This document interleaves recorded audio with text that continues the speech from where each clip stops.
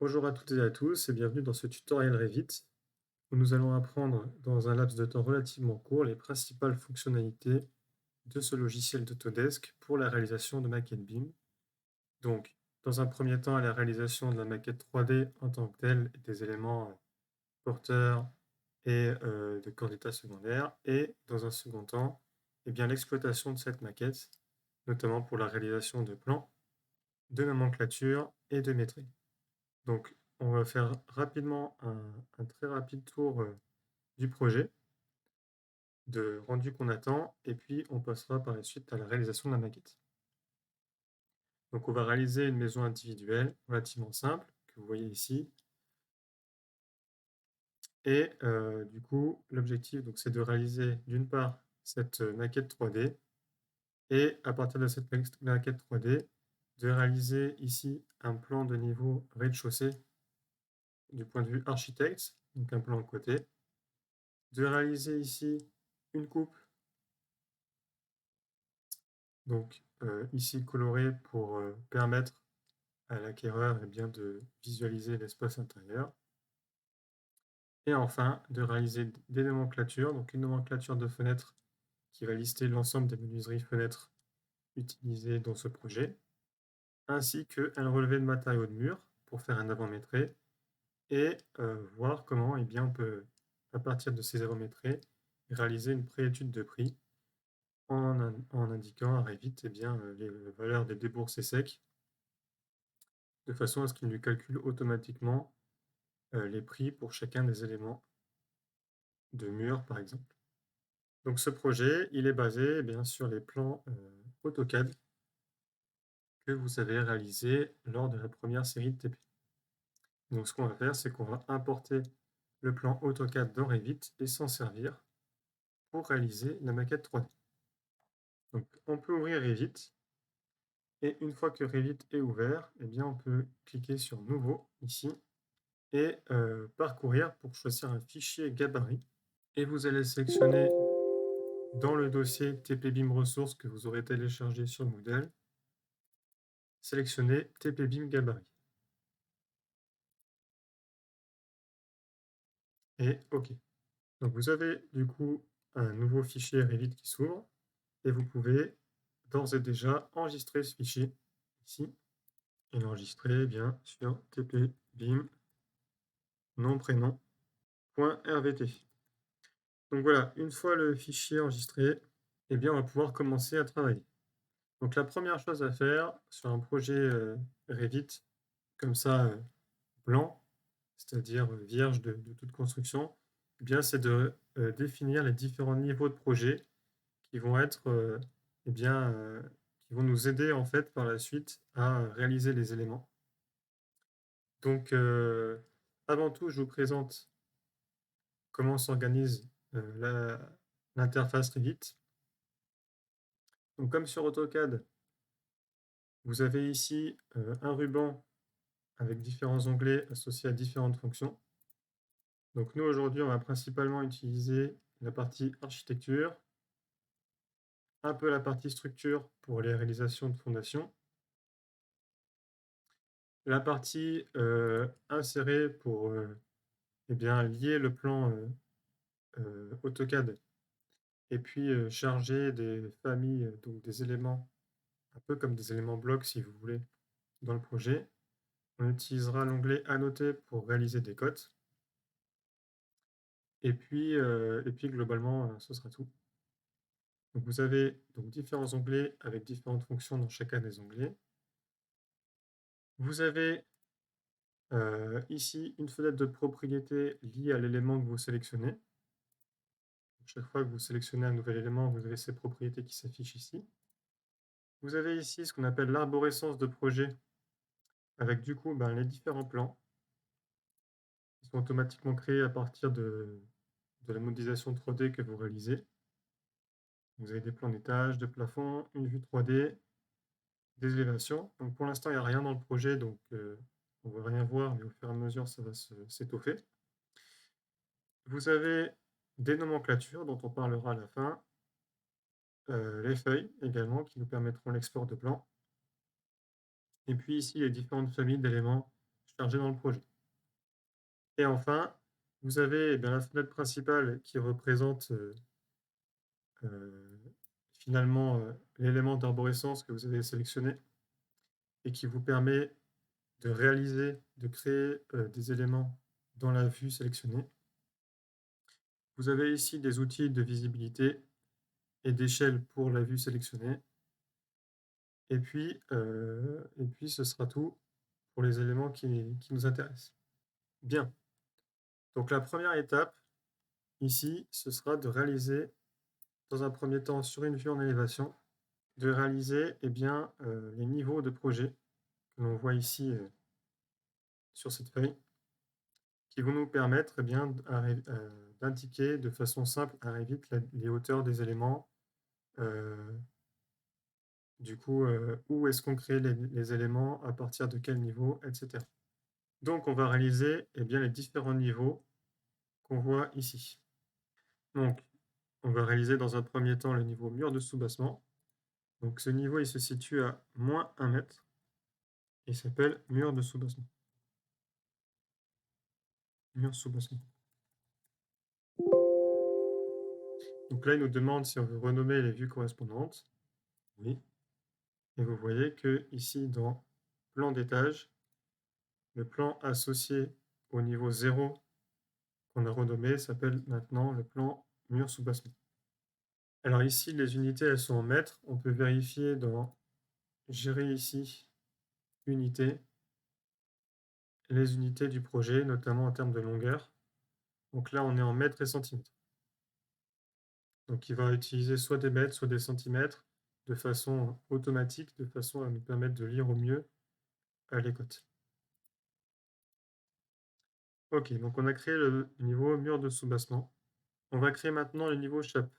Donc, je sélectionne le niveau, je sélectionne ici la valeur 3 et j'écris -2 pour moins 2 mètres, moins 2 cm, pardon, du coup, ici, pour le niveau chape. Moins 2 cm. Donc là, vous voyez mes -2 chape. Alors maintenant, ce qu'on voit, c'est qu'on a un peu de chevauchement entre les deux niveaux. Donc ce qu'on peut faire ici, c'est sélectionner le niveau mur de soubassement et cliquer sur la petite zébrure ici, de façon à mettre une brisure sur la ligne de niveau et à mieux distinguer les niveaux entre eux. On va créer le niveau sol fini qui sera au niveau 0, donc quasiment au niveau de la chape. Donc ce qu'on peut faire, c'est d'ores et déjà mettre une brisure et relever le niveau ici, indiquer 0, sol fini.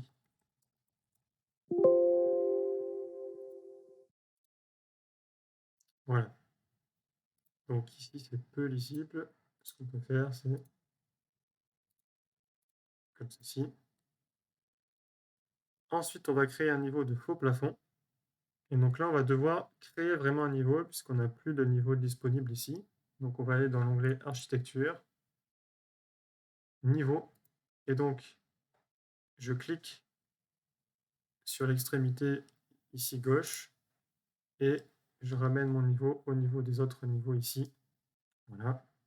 Et donc, il s'agit ici de créer le faux plafond. Donc, au niveau 2,5 mètres.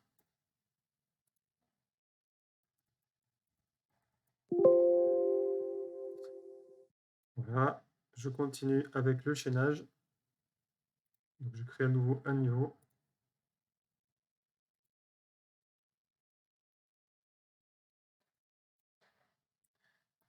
Trois chaînages.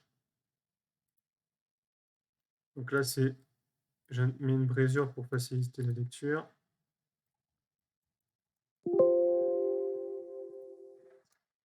Et puis le dernier niveau qui sera un niveau de l'acrotère. Ici, à 3,20 m.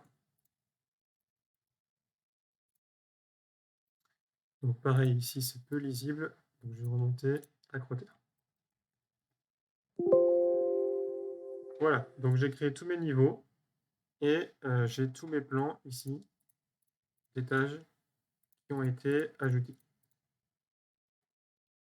Alors maintenant que j'ai fait ce boulot, eh bien, je vais me mettre au niveau du sol fini, qui correspond en fait au niveau 0 et qui correspond en fait au niveau du plan qu'on a créé sur AutoCAD dans le premier TP.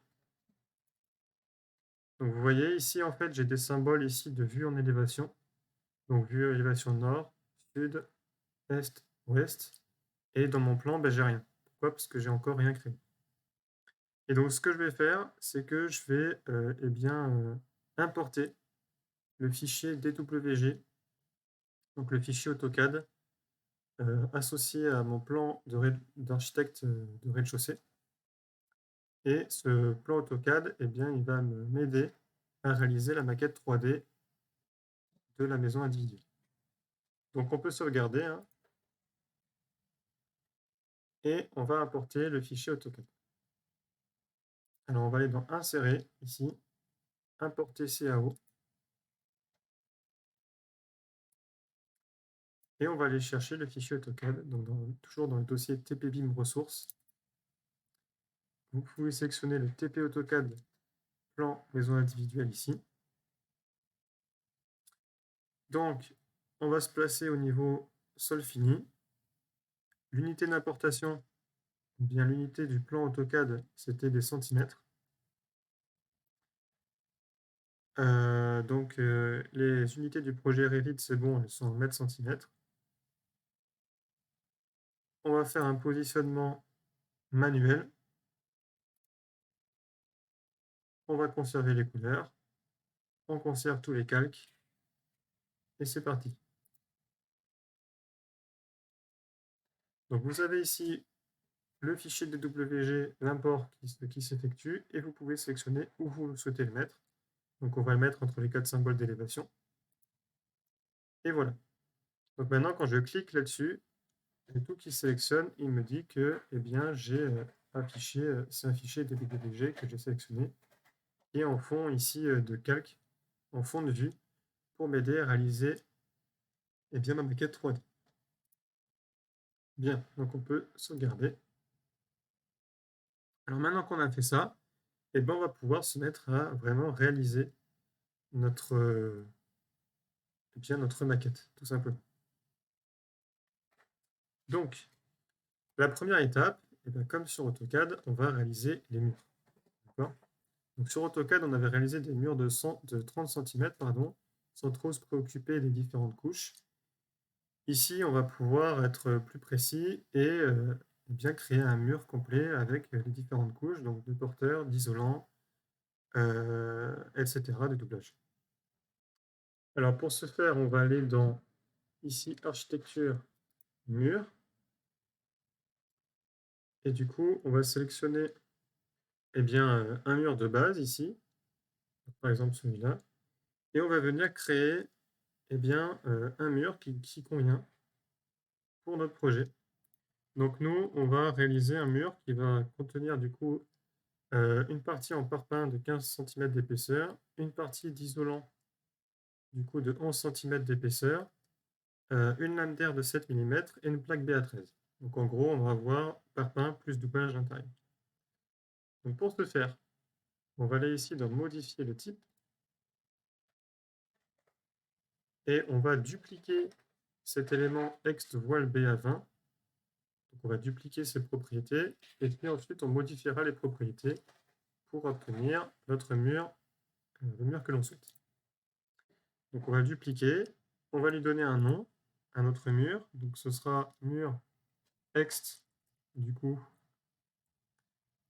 alors parpaing 15 plus isolant 11 plus BA13. Donc ici, le nom que vous mettez, ça n'a pas vraiment d'importance. C'est juste un nom pour vous permettre de savoir de quoi vous parlez. OK. Et donc là, on peut aller dans Modifier, et c'est là qu'on va modifier la structure de notre mur.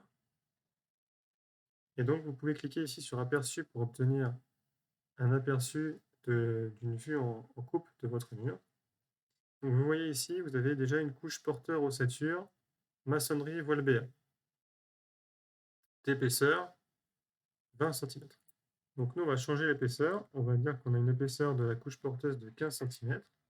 Et ensuite, on va venir changer de matériau en cliquant sur les 3 petits points ici. Et on va dire que, du coup, on va ouvrir la fenêtre matériaux ici. Et on va dire qu'il s'agit de blocs de béton manufacturé. Donc ici, vous voyez, dans matériaux, vous pouvez sélectionner le matériau qui compose ici cette couche de paroi, 15 cm. Et donc dans bloc de béton manufacturé, du coup, des informations graphiques sur le matériau pour la création des plans. Vous avez des informations sur l'apparence du matériau pour eh bien, la 3D et les rendus. Et vous avez des informations sur la physique.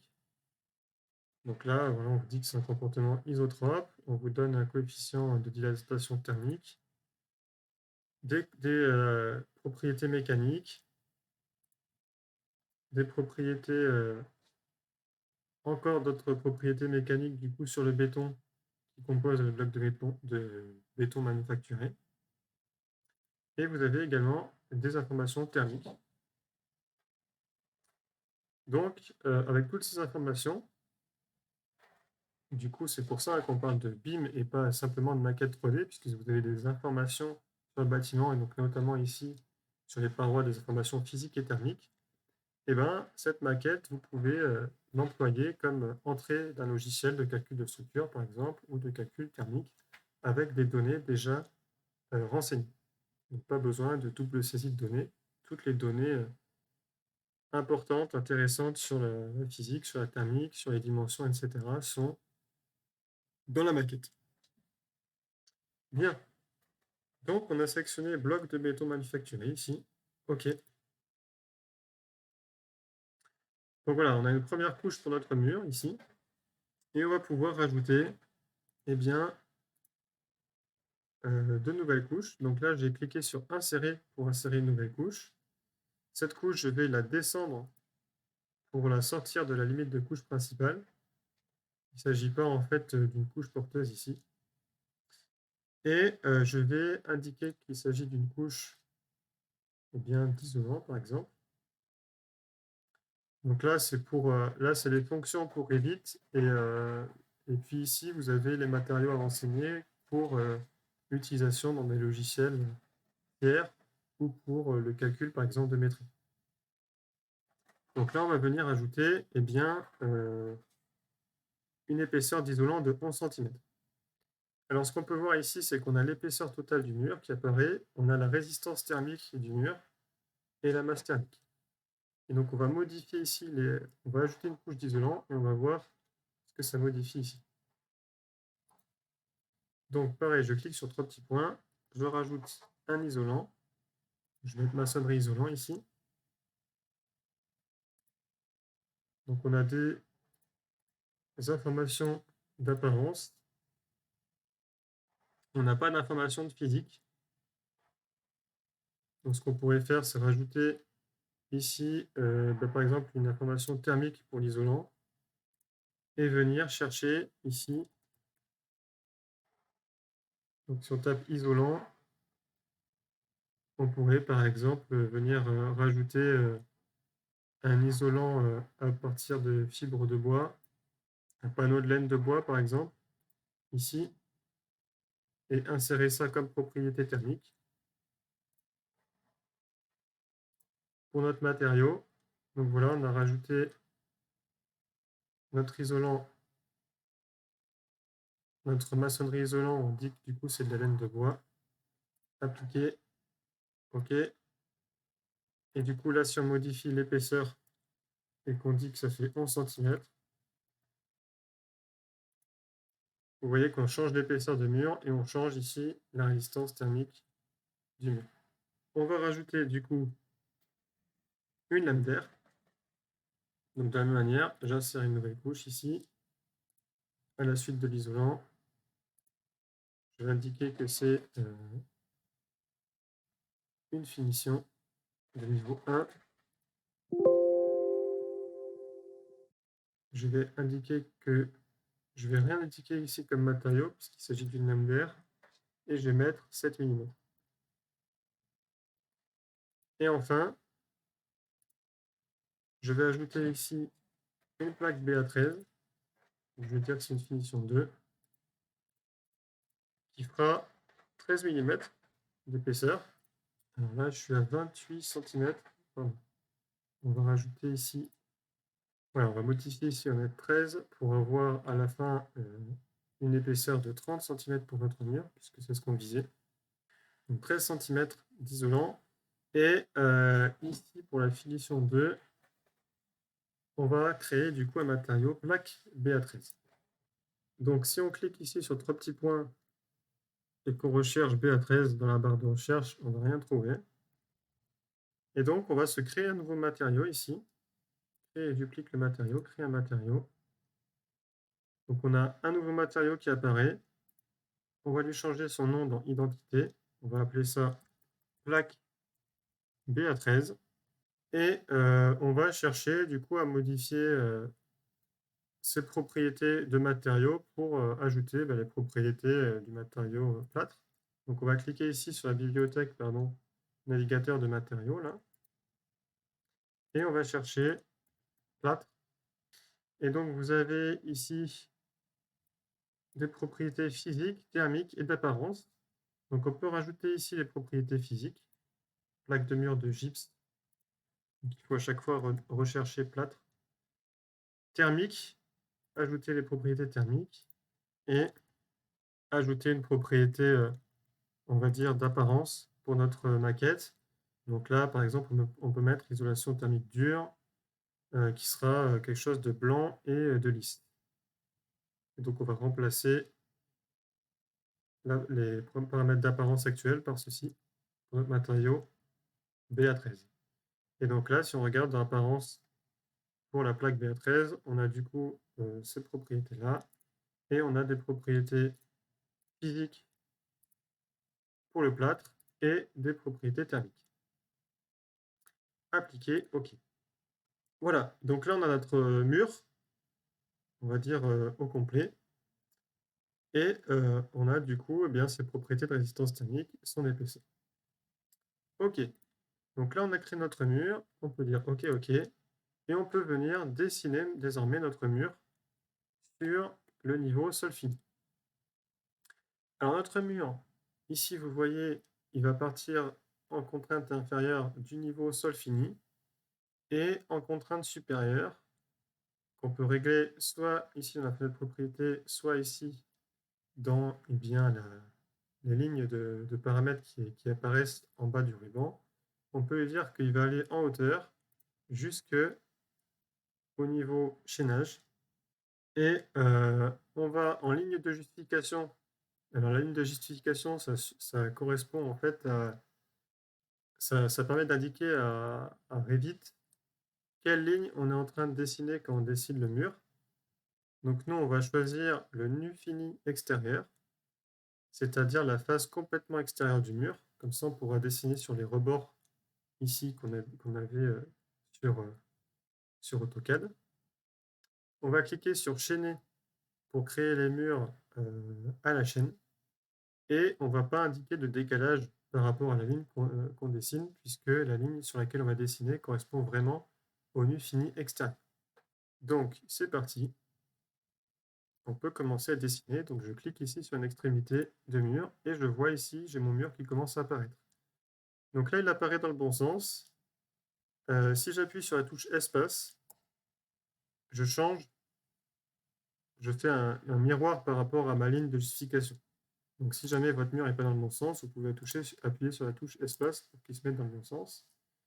Et donc après, j'ai plus qu'à dessiner les murs. Donc voilà un premier mur, je chaîne jusqu'au suivant, etc.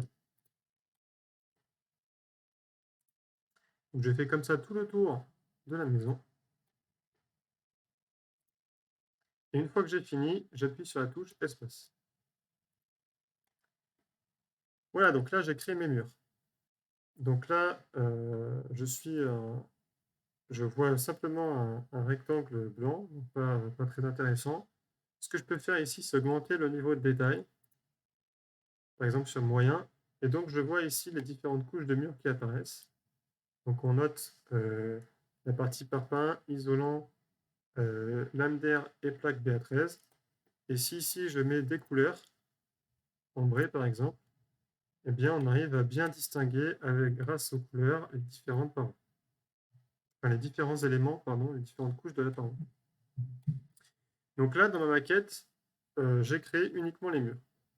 Donc on peut voir ce que ça donne en vue 3D, en cliquant ici sur 3D. Donc vous voyez, ici j'ai les murs. Alors ce dont je me rends compte, c'est que finalement j'ai oublié un élément dans ces murs qui est le crépi. Donc ce que je peux faire, c'est sélectionner ici les murs et venir modifier le type. Donc à nouveau je fais modifier et je vais rajouter une couche ici, donc supérieure cette fois, extérieure, qui sera de la finition et qui sera du coup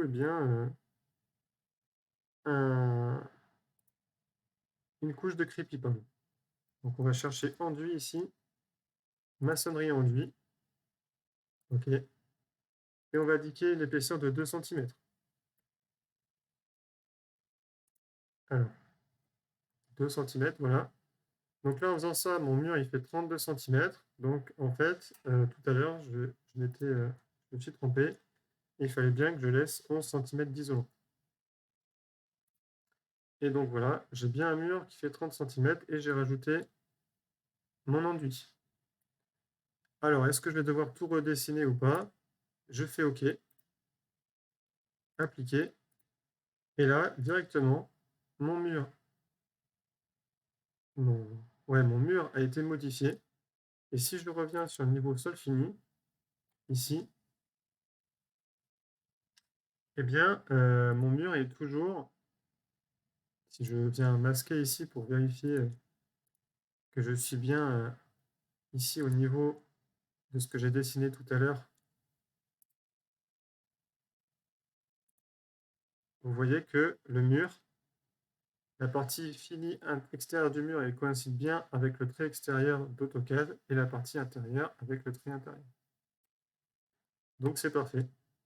Donc pour afficher à nouveau les éléments qu'on a masqués, on peut aller ici, afficher l'élément caché, sélectionner l'élément et afficher l'élément. Et donc là, je reclique ici, fermer, afficher les éléments cachés, et voilà. Donc on a créé nos murs, on peut enregistrer. Ok, alors ce qu'on va faire désormais, c'est qu'on va venir créer les cloisons sur le même principe. Donc les cloisons pour Revit séparer, c'est des murs.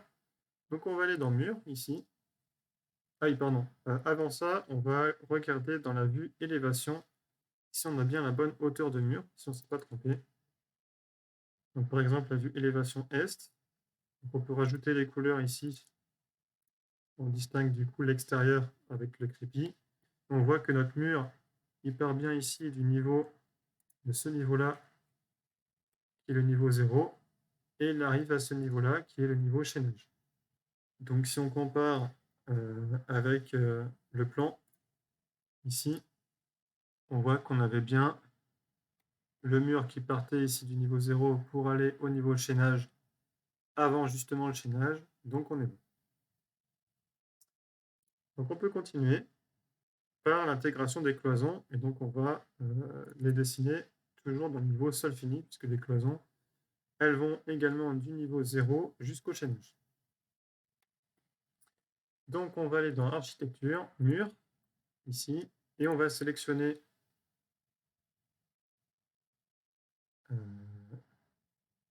intérieur plâtre 70 mm,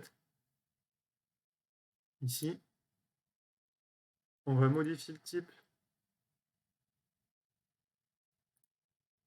et on va choisir ici pour les 2 couches extérieures le matériau BA13.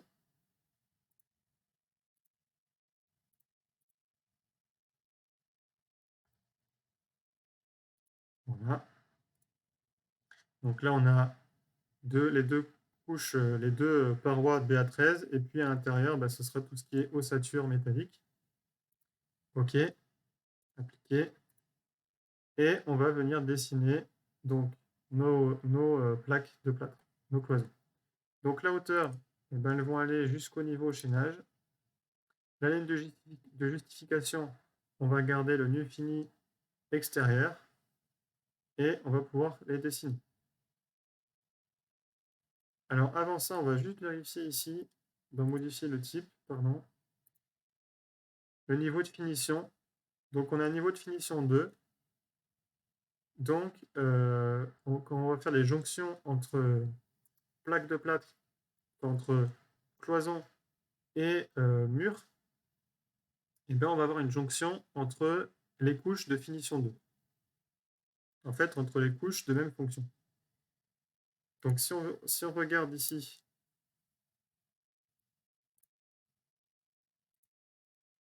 pour ce mur, la finition 2 intérieure, c'était aussi une plaque BA13, donc on va avoir une jonction des plaques BA13, donc c'est parfait. Ok, donc on va pouvoir dessiner ici notre plaque BA13, donc le mur de base. On revérifie la hauteur, chaînage, nu fini extérieur, tout est bon, c'est parti. Donc je commence ici, je vois c'est la bonne épaisseur, ça correspond à l'épaisseur de mon dessin sur AutoCAD, et je vais jusqu'ici. Et là je peux faire échappe. Et vous voyez que ici, Revit m'a fait automatiquement la jonction entre les plaques de plâtre. Alors ici, j'ai une jonction entre la partie vide intérieure et la partie de béton, puisque ça correspond à la couche ossature, porteur ossature, dont je ne peux pas modifier la fonction. Et donc, vous allez forcément avoir cette jonction. Alors du coup, on peut continuer le dessin pour dessiner les autres cloisons. Donc les cloisons des sanitaires ici. Alors là, vous voyez, c'est du mauvais côté. Donc je peux appuyer sur la touche espace pour changer le côté. Je vais jusqu'ici. Hop, et hop. Et une fois que c'est fini, touche espace. On va continuer du coup ici par la salle de bain. Échappe. Et voilà. Donc là, on a réalisé nos cloisons. Donc on peut faire échappe, une fois que c'est fini, sauvegarder et visualiser en 3D. Donc pour accéder à la vue 3D, on peut aller ici, ou on peut aller là, ou on peut aller dans la vue 3D qui était déjà ouverte. Donc là, vous voyez, on a nos cloisons qui sont bien dessinées. Ok. Donc maintenant qu'on a fait mur, porteur et cloison, eh ben, on peut continuer toujours sur le niveau sol fini et on va venir ajouter nos différentes menuiseries. Alors pour insérer les menuiseries, ce qu'on va faire, c'est qu'on va venir cacher ici les murs et cloisons, ou plutôt non, on va venir ici cacher les murs et cloisons dans un premier temps pour délimiter en fait, pour se créer des lignes de référence, on va voir, qui vont nous permettre d'insérer plus facilement les menuiseries. Donc on va sélectionner tous les murs porteurs d'une part, donc on se place sur un mur porteur, on appuie sur la touche tabulation, clic droit, masquer dans la vue, catégorie. Et donc là on a masqué dans la vue tous nos murs. Et donc on va pouvoir ici dessiner des plans de référence. Donc dans architecture ici, plan de référence, et dessiner des lignes en fait qui vont nous aider, comme un peu des lignes de construction qui vont nous aider à placer nos différents éléments de menuiserie. Donc on fait ça pour chaque porte, pour chaque fenêtre.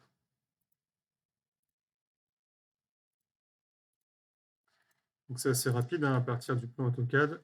Il suffit de parcourir les menuiseries, pardon, de ne pas en oublier.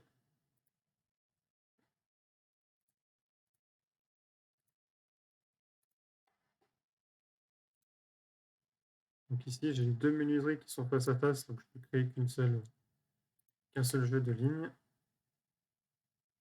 Ici, j'ai la fenêtre.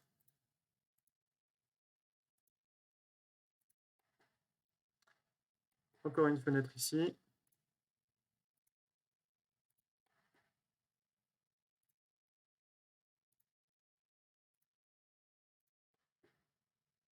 Ma porte. Et je crois que j'ai fait le tour de mes menuiseries, donc je peux faire échappe. Je peux maintenant venir à nouveau afficher mes murs. Donc je fais afficher la catégorie. Je reclique ici sur fermer afficher les éléments cachés. Et voilà. Et donc là, je vais pouvoir venir insérer mes portes et fenêtres. Donc, on va venir insérer tout d'abord des portes. Donc je vais dans architecture porte. Et donc là, j'ai différentes tailles de portes. Donc j'ai porte d'entrée, porte intérieure simple. Donc je vais commencer par les portes d'entrée. Alors les portes d'entrée, elles font 100 de large en comptant bien, le cadre de porte. Donc ça correspond à des portes de largeur 92 d'ouvrant sur Evit. Donc on va choisir PP 92 de 15 ici et on va pouvoir les positionner. Donc vous voyez ici, quand je me positionne au niveau de mes lignes de justification, de mes lignes de construction, pardon, j'ai bien 100 de large au niveau de la porte. Et après, pour positionner ma porte correctement, eh bien, je peux cliquer pour positionner ma porte. Donc elle est positionnée sur le mur. Et donc quand on la sélectionne, cette porte, on voit qu'on est au niveau sol fini avec une hauteur d'appui 0. Ça veut dire que le bas de ma porte est au niveau sol fini. Et ensuite, pour choisir son sens d'ouverture, eh bien, un peu comme sur AutoCAD lorsqu'on a créé des blocs dynamiques, eh bien ici, on peut choisir par des paramètres de bloc, porte, eh bien, venir choisir l'orientation et le sens d'ouverture de notre porte. Donc ici, sur cette flèche, on vient changer la face de mur sur laquelle on fixe le cadre, et sur cette flèche, le sens d'ouverture. Donc voilà, cette porte a été bien positionnée. On va pouvoir continuer avec les autres portes extérieures. Donc on va en positionner une ici.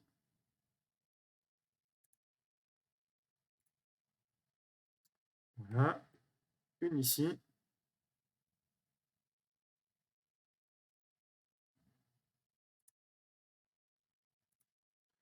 Voilà. Et puis, il nous en reste une dernière porte extérieure, c'est celle-ci.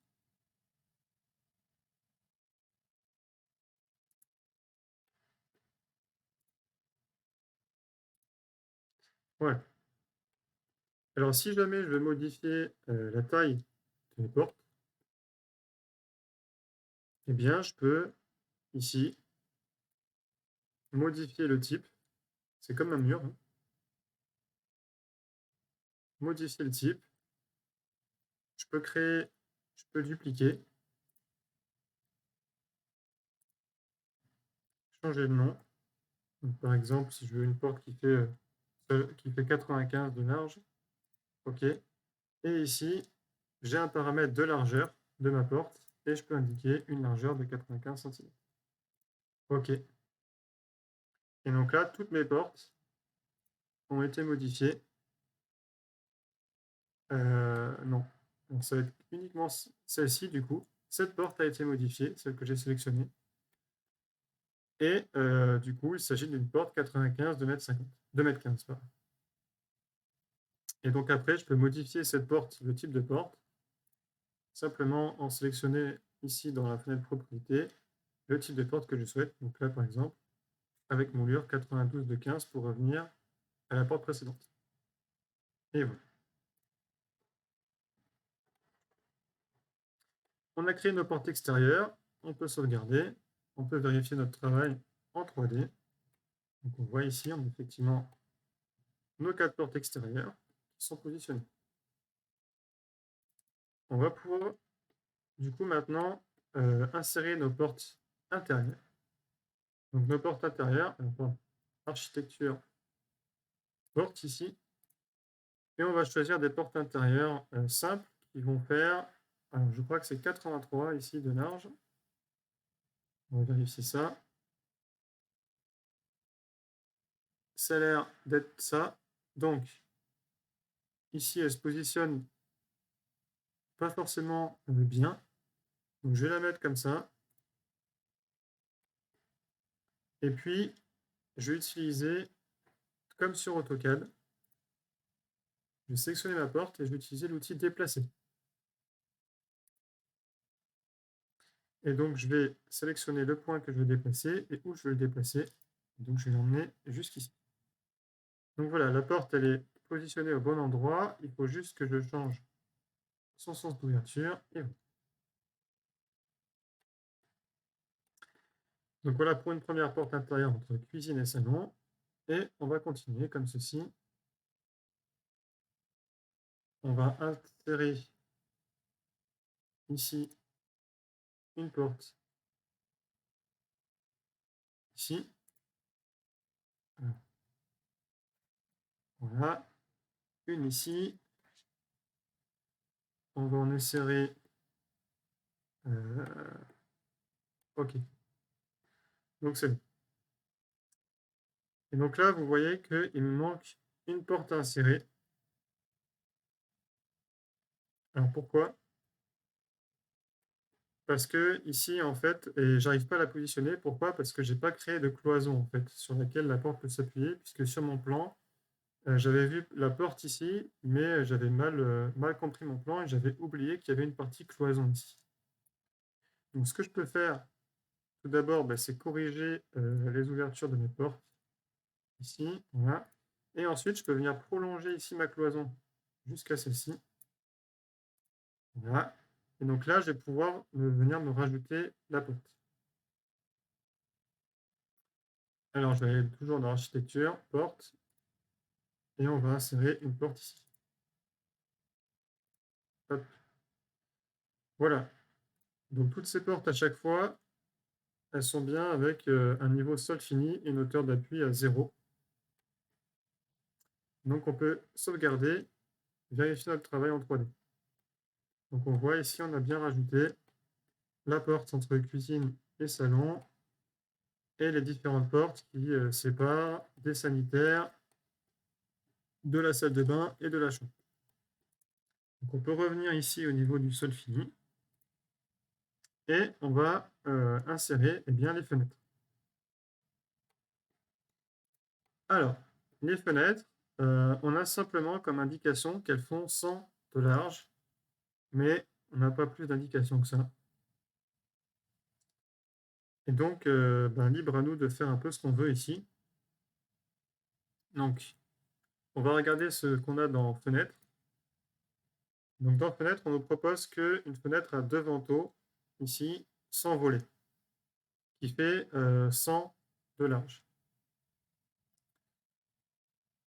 Donc, ce qu'on peut faire, c'est installer cette fenêtre, par exemple, dans la salle de bain. Et puis c'est tout.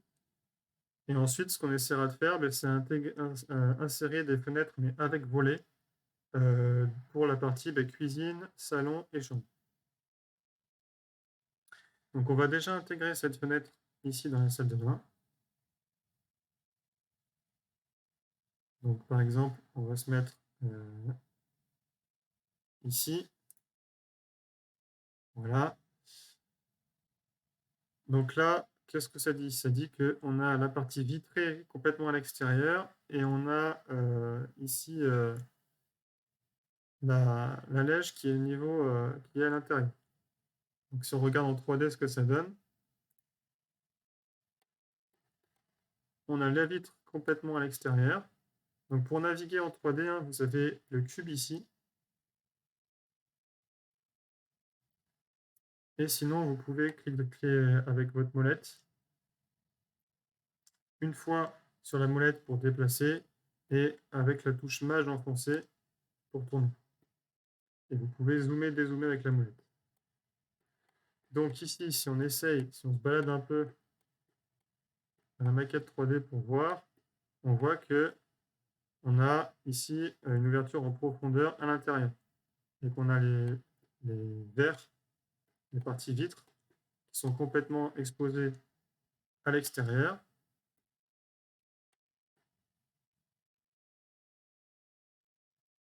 Notamment la poignée. Donc en fait, notre fenêtre elle est à l'envers. Donc on va venir changer ça. On revient sur le plan et hop, avec la flèche ici, on change le sens. Et ensuite, on va caler notre fenêtre sur nos lignes ici, qu'on avait tracées tout à l'heure, nos plans de référence. On va venir déplacer ici, sélectionner la fenêtre, et on va venir la déplacer.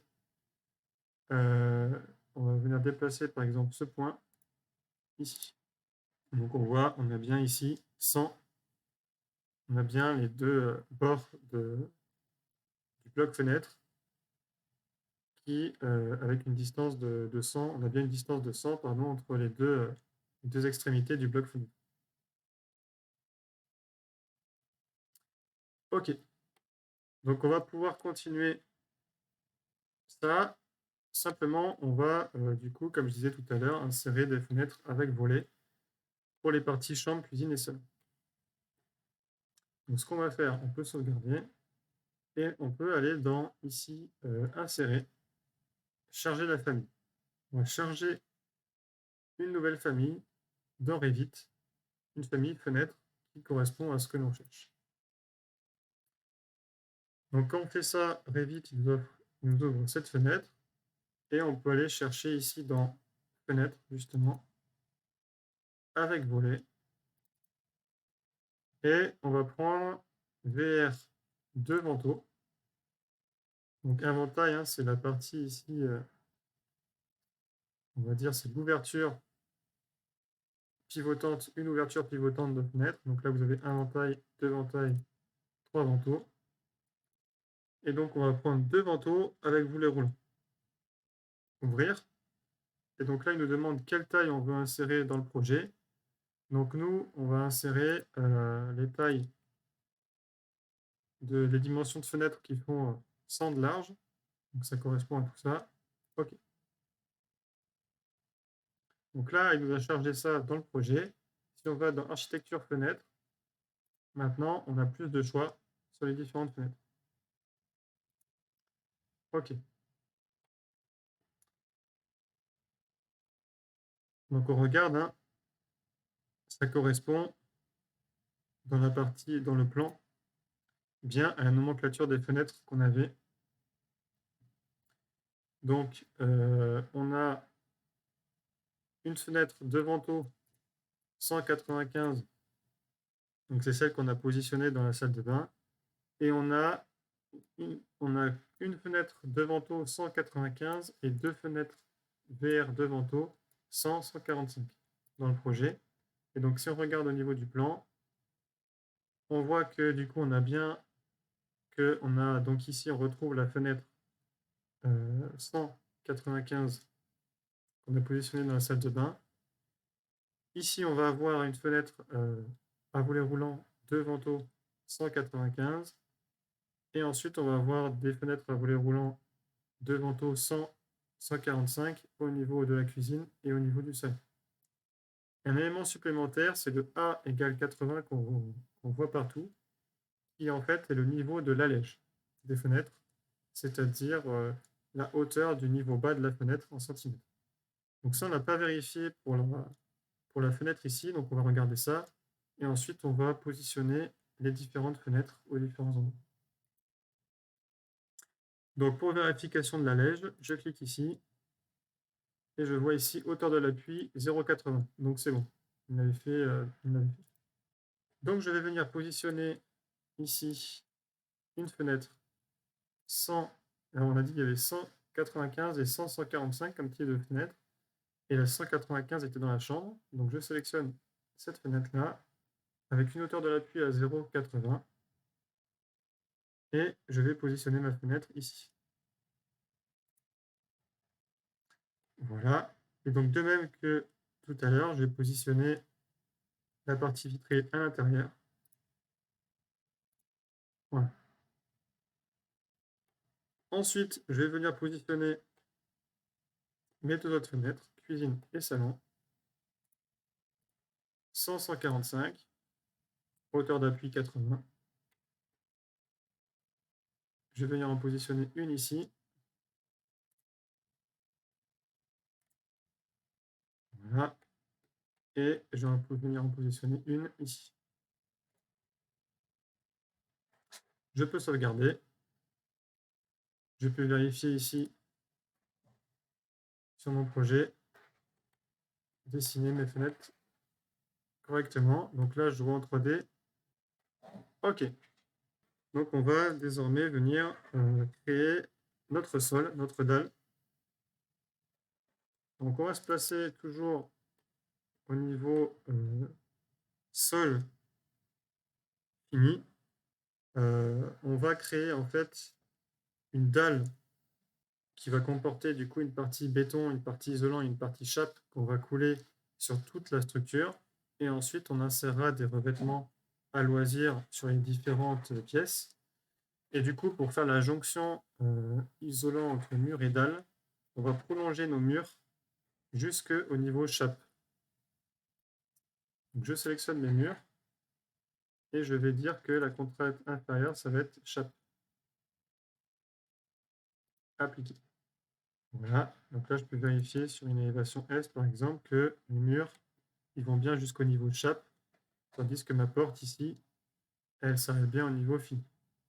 Et ensuite, ce que je vais faire, c'est que je vais ici me mettre au niveau chape et je vais venir créer un sol. Donc je vais aller ici dans sol, dalle, et je vais sélectionner la dalle béton 20 plus isolant 5 plus chape 300 mm. Et je vais sélectionner mes murs comme ligne de contour.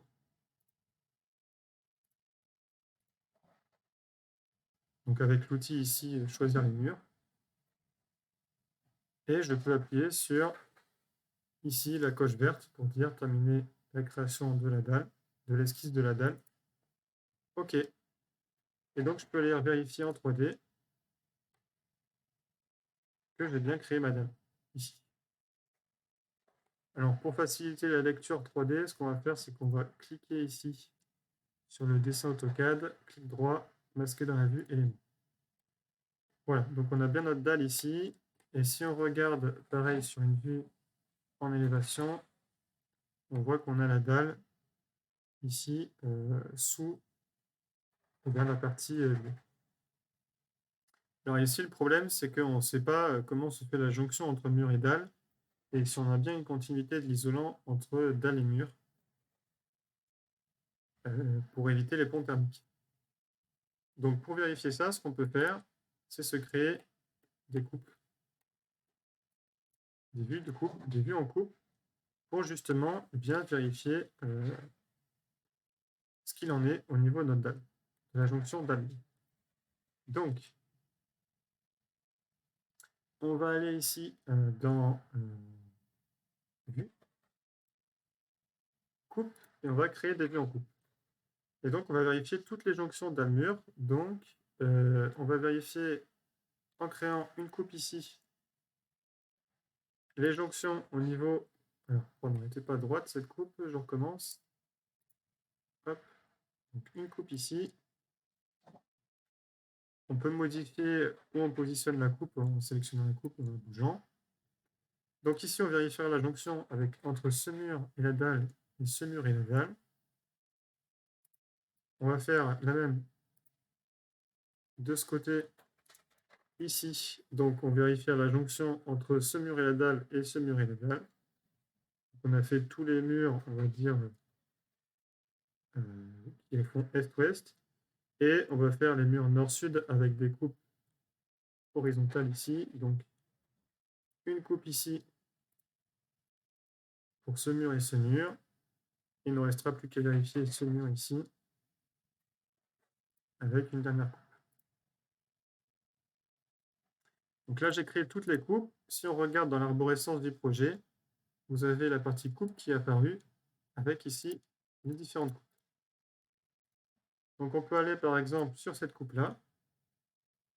On peut double-cliquer sur la flèche et il nous ouvre une vue en coupe.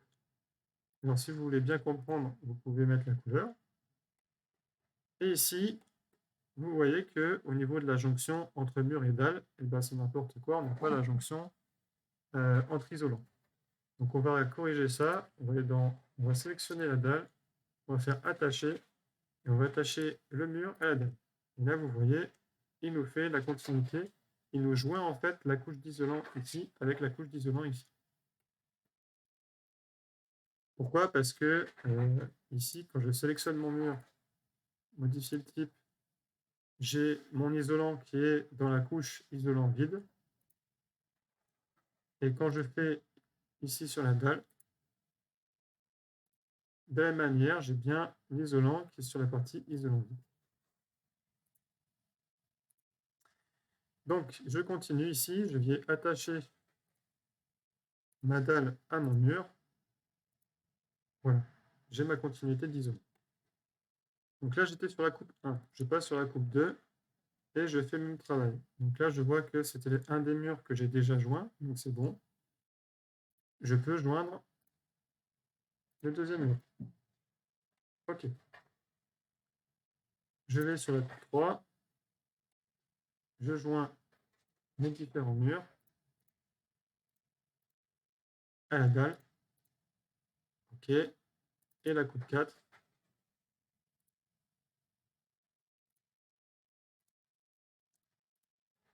Voilà. Donc là, j'ai bien une continuité d'isolant partout.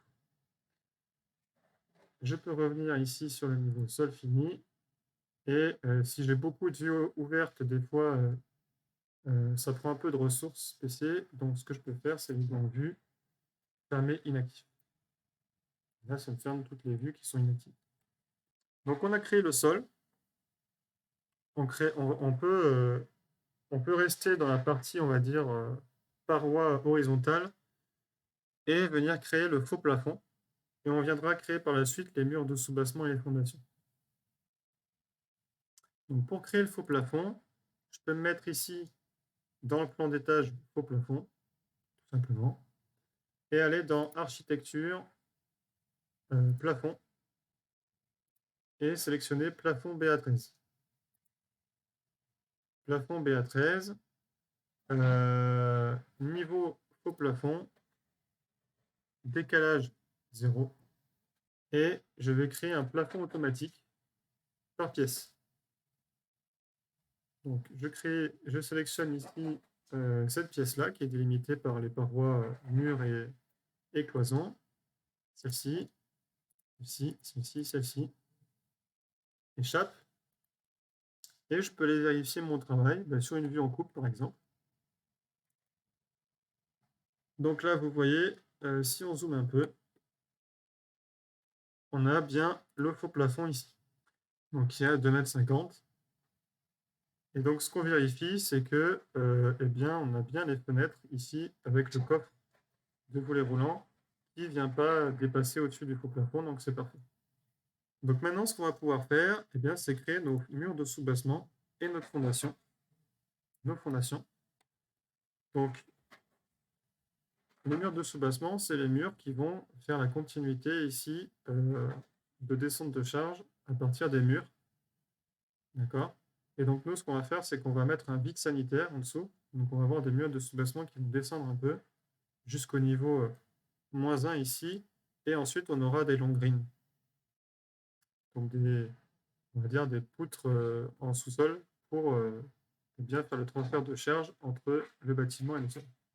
Donc, on va prolonger ces murs-là jusqu'à 1 mètre jusqu'à -1 mètre, d'accord?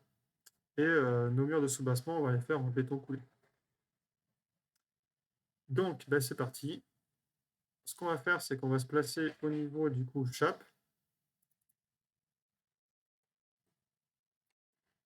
On va aller dans architecture, mur architectural, et on va choisir ici fondation Donc on a fondation 180 mm, on va modifier le type, on va dupliquer, on va mettre des fondations 150 mm, puisque nos parpaings ils font 150 de large. OK. Et du coup, modifier ici 150. OK. Alors, on va prendre comme ligne de justification le nu fini extérieur. On va mettre comme contrainte inférieure le niveau mur sous-baissement, sans décalage. Et comme contrainte supérieure, le niveau chape, sans décalage. Et on va venir dessiner du coup la ligne qui correspond au nu fini extérieur de notre mur de fondation. Alors a priori, c'est compliqué de dessiner le nu fini extérieur, d'arriver à toucher la paroi béton, la paroi parpaing extérieure. Par contre, on arrive à toucher la paroi parpaing intérieure, donc on va changer. On va mettre nu fini intérieur. Et on dessine. Donc ici, simplement, je parcours, je redessine au niveau de l'intérieur de mes parpaings et je suis en train de créer mon mur de fondation à partir du niveau chape jusqu'au niveau inférieur, mur de soubassement. Donc là, il me dit les éléments créés ne sont pas visibles dans la vue, c'est normal. Il les créés, ils sont en partie inférieure. Et là, du coup, ça m'aide d'avoir cette vue-là pour les créer. Alors ici, c'est compliqué. Hop, voilà. Je continue.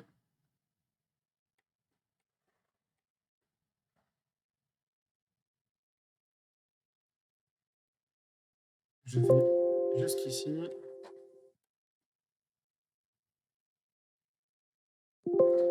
Hop, je fais le tour.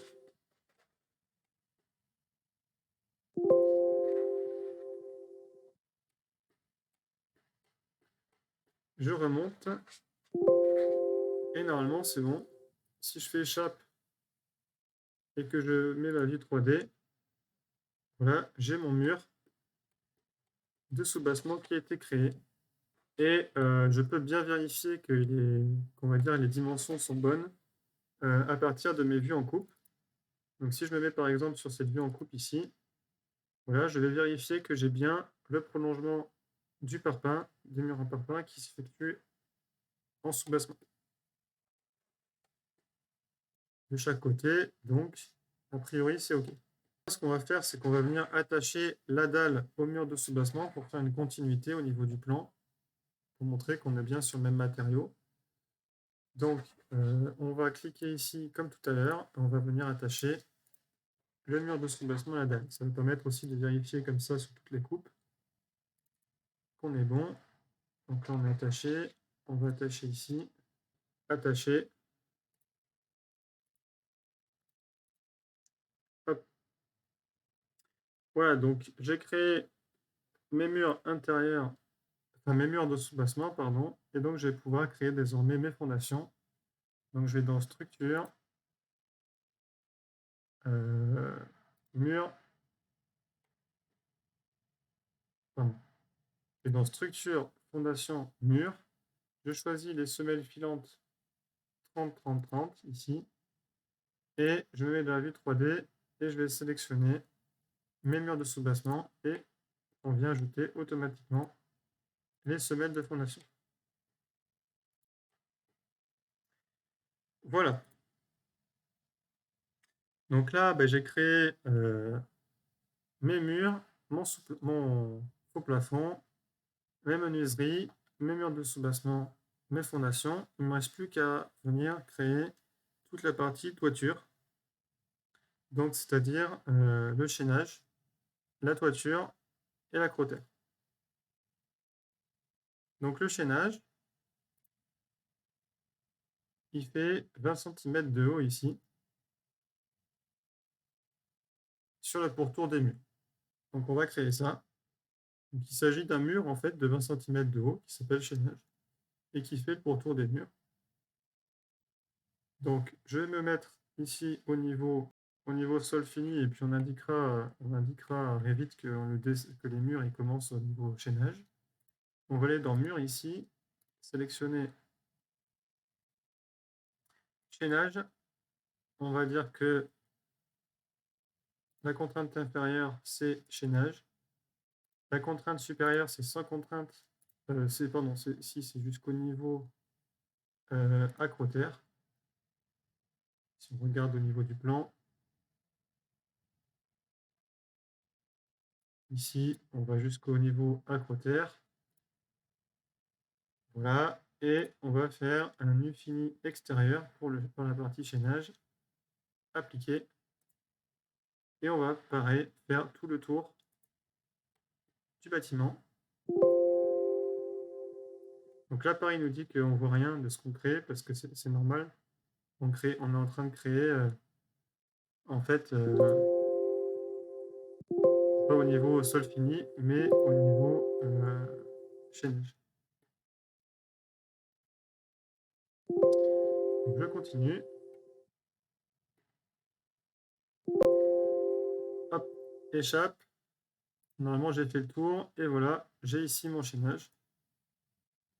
Et je peux vérifier sur une vue en coupe que voilà, j'ai bien mon chaînage ici qui est droit par rapport à mes murs. Donc, de la même manière, je peux venir attacher ici les éléments pour avoir une continuité entre les blocs de béton et l'enduit. Donc j'ai mon chaînage. Ce que je vais faire, je vais créer l'acrotère et puis ensuite on créera la toiture. Donc de la même manière, je vais me placer au niveau... Alors si je me mets au niveau chaînage, désormais, je vais avoir le chaînage qui apparaît.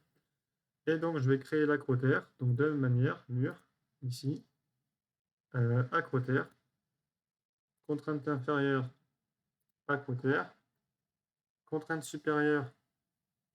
Alors on n'a pas de cote ici indiquée sur le plan. Moi j'avais dessiné une acrotère de 40 cm de haut. Donc on va mettre contrainte supérieure, sans contrainte, hauteur 0,4 pour 40 cm. Nu fini extérieur, et c'est parti, on dessine. On fait le pourtour pour avoir l'acrotère. Échappe une fois que c'est fini. On a notre acrotère ici. Et on va pouvoir venir rajouter du coup notre toiture. Donc on va se placer au niveau chaînage. On va aller dans architecture, toit par tracé. Et on va sélectionner toit de base, toiture terrasse. On va regarder de quoi est composée la toiture terrasse. Donc on a une dalle béton armé, on a un isolant, on a une membrane d'étanchéité et on a une couche de gravier de 5 cm pour protéger la membrane des UV. Ok, on va placer cette toiture ici. Donc on va mettre sans inclinaison, parce que notre toiture ne va pas être inclinée, c'est une toiture terrasse, et on va mettre sans débord de toit. 0. Et on va sélectionner nos murs. Ici. Donc ça, c'est l'esquisse des limites de notre toiture. Donc là, la toiture va jusqu'à l'extérieur du mur. Donc nous, non, on veut que ça aille jusqu'à l'intérieur, puisqu'après, on a le chaînage qui reprend, qui fait la continuité entre la dalle et la partie béton armé du chaînage. Donc, OK. On n'avait pas vérifié le niveau de base. C'était chaînage 0. Donc normalement, c'est bon. Ça devrait aller. Si on clique sur cette coupe ici, on retrouve bien ici notre toiture, qui est la partie inférieure au niveau du chaînage. Voilà, donc là, on a quasiment fini. Il ne nous reste plus qu'à placer les revêtements de sol. Avant ça, juste, on va insérer ici un équipement. On va mettre par exemple une baignoire pour vous montrer comment faire. Donc, comme tout à l'heure, on va aller dans Insérer, charger la famille.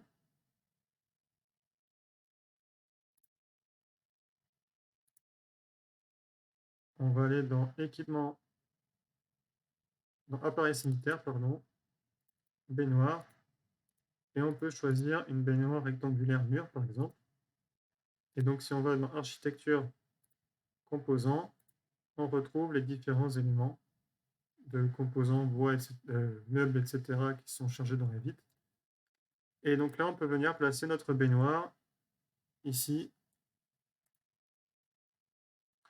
Voilà. Et donc, on va pouvoir la déplacer ici pour venir la coller à la paroi. Donc c'est pareil, si on veut modifier les dimensions de la baignoire, eh bien, il suffit ici de modifier le type et on a la profondeur, la hauteur, la largeur. Et on peut modifier au niveau des flèches ici pour l'orientation. Donc là, notre baignoire, a priori, elle fait la bonne largeur. Elle était juste mal orientée, donc je vais la déplacer à nouveau comme ceci. Voilà. Et donc si on regarde ici au niveau de cette coupe, alors pour voir la baignoire, on va devoir changer le sens de la coupe parce que là, on regarde dans ce sens-là. Donc on va changer le sens avec les flèches. Et on va regarder ici, du coup, où est notre baignoire. Et donc c'est bon, elle est bien au niveau de la chape. Ok, et donc maintenant, on va pouvoir mettre nos revêtements de sol. Et donc pour ce faire, eh ben, on va dans Sol, ici, et on va sélectionner les différents revêtements suivant les pièces. Donc par exemple, on va mettre un parquet ici sur la pièce principale. Donc on va mettre un décalage ici de 0,13. Voilà. 0,13 pour arriver au niveau de la paroi, au niveau de la plaque de BA13. Donc ça, ce qu'on va faire, on va supprimer et on va rajouter ici avec un décalage de 13. Voilà. Et ici, on va mettre un décalage de...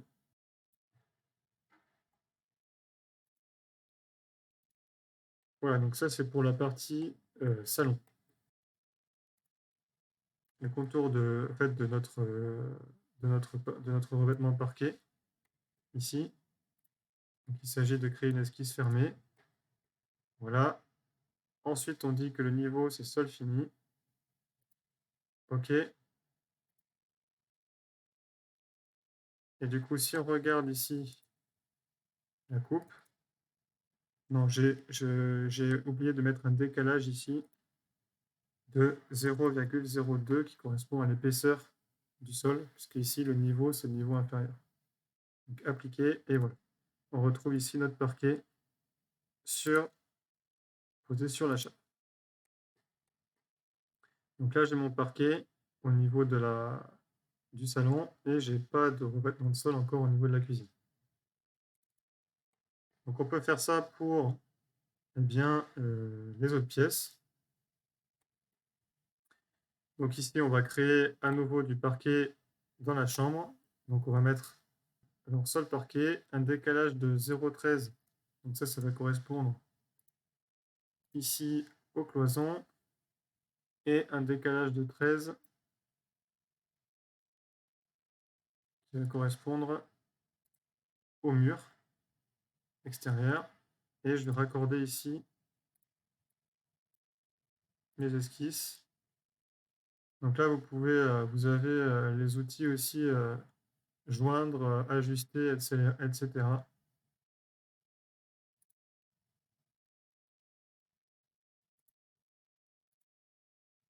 Donc ici, hop, on peut ajuster.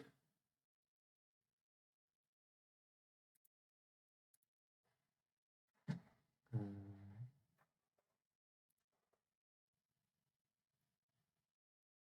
ajuster ici. Voilà. Ici. OK.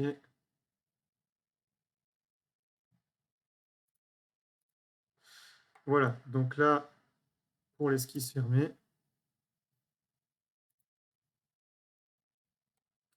au niveau du parquet. Et donc ensuite, on va pouvoir créer notre esquisse pour eh bien, le carrelage. Voilà, donc là, normalement, on a une esquisse fermée euh, qui, euh, qui correspond à toutes les surfaces, et toute la surface qui va avoir du carrelage. Ok, voilà, donc là, on a créé nos revêtements de sol. Alors, c'est pareil, j'ai pas vérifié du tout le niveau d'insertion. Donc, je pense que je me suis encore trompé, comme tout à l'heure. Ici, j'ai carrelage, et effectivement, j'ai pas mis de décalage de 2 cm. Donc là, on voit le carrelage qui a été décalé de 2 cm. Et donc, ça va être pareil pour ici le parquet dans la chambre, que je vais corriger tout de suite. 0,02.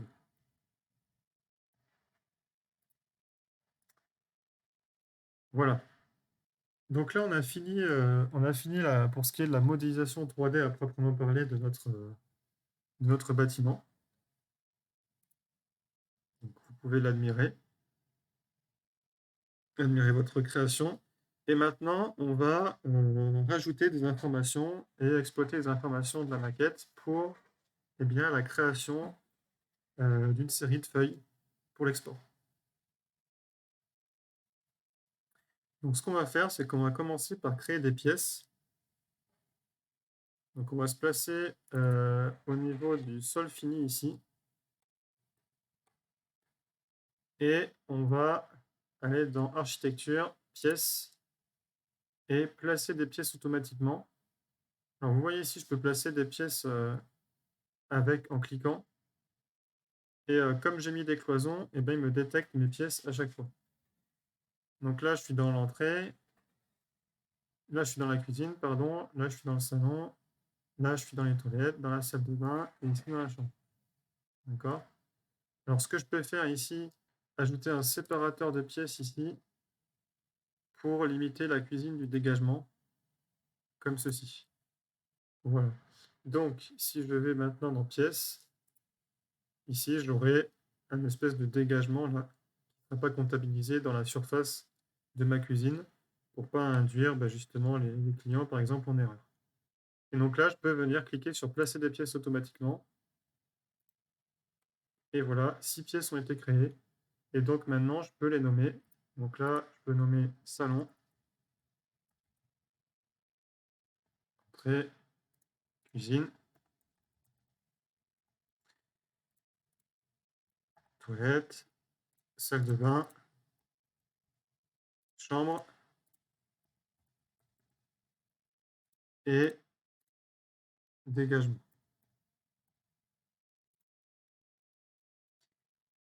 Ok. Alors maintenant, ce que je vais faire, c'est que je vais commencer. L'objectif, ça va être de créer pour une première étape, de créer un plan posé de ma maquette. En tout cas, de la partie rez-de-chaussée. Donc ici, la vue telle quelle, elle est chargée en informations inutiles. On a en plus cet élément AutoCAD supplémentaire qui nous aide pas trop. Donc ce qu'on va faire, c'est qu'on va se dupliquer la vue ici. On va la mettre dans la catégorie plan d'étage feuille, qu'on va voir apparaître ici dans la partie d'arborescence de projet. On va renommer, on va appeler ça sol fini feuille, et on va mettre en forme notre feuille pour la création de plan. Donc, les modifications d'affichage que je vais faire ici, elles vont pas être répercutées sur cette vue-là. Et donc, cette vue-là, elle va servir uniquement à mettre en forme pour l'export sous forme de plan par la suite. Donc déjà, ce que je vais faire, c'est que je vais masquer dans la vue les différentes coupes qui ne m'intéressent pas.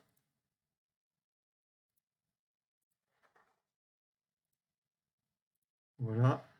Les vues d'élévation aussi, je ne vais pas avoir envie de les afficher dans cette vue. Je vais masquer la catégorie. Et puis, ici, je vais essayer de recréer la coupe qu'on a dans le plan ici, cette coupe-là. On voit à la fois la coupe de la fenêtre nord, la fenêtre sud et la porte. Et du coup, pour regarder, cette coupe, elle passe comme ceci, elle est scindée. Elle a une ligne brisée. Donc on va créer cette coupe, on va la modifier, on va scinder le segment. Donc on va scinder le segment d'une part ici, faire passer par la porte, et d'autre part ici, faire passer par la porte, par la fenêtre. Échappe. Voilà, donc là maintenant, si je clique sur la vue en coupe, j'ai une vue en coupe qui passe. Alors ici, je ne l'ai pas fait passer apparemment en haut. Ouais, je vais décaler juste ici ce segment-là pour faire passer par la fenêtre. Voilà, je retrouve la coupe qu'il y a dans le dossier support. OK. Donc voilà. Je vais également masquer ici mes lignes de construction, mes lignes de plan de repère qui ne vont pas m'être utiles. Voilà. Et l'objectif, ça va être de recréer cette cotation-là. D'accord? Et donc, pour nous aider, ce qu'on va pouvoir faire, c'est utiliser justement les cotations qui ont déjà été faites dans le plan AutoCAD et qui sont affichées ici dans le fichier DWG qu'on avait chargé au début du projet. Donc là, la partie intérieure du fichier, elles sont masquées parce qu'on avait chargé le fichier au niveau 0, sol fini. Donc ce qu'on peut faire, c'est mettre un décalage, par exemple de 4 cm pour que ça soit au-dessus du sol. Et donc voilà, on affiche tous les éléments. Et donc ça va nous aider à tracer nos cotes. Donc on va recopier finalement les différentes cotes avec Revit. Donc on va aller dans Annoter ici. On va choisir des cotes alignées. Et on va choisir ici face de mur. Donc face de mur, c'est les références où, à partir de quels éléments vont être pris les lignes de code, ce sera à partir des faces de mur.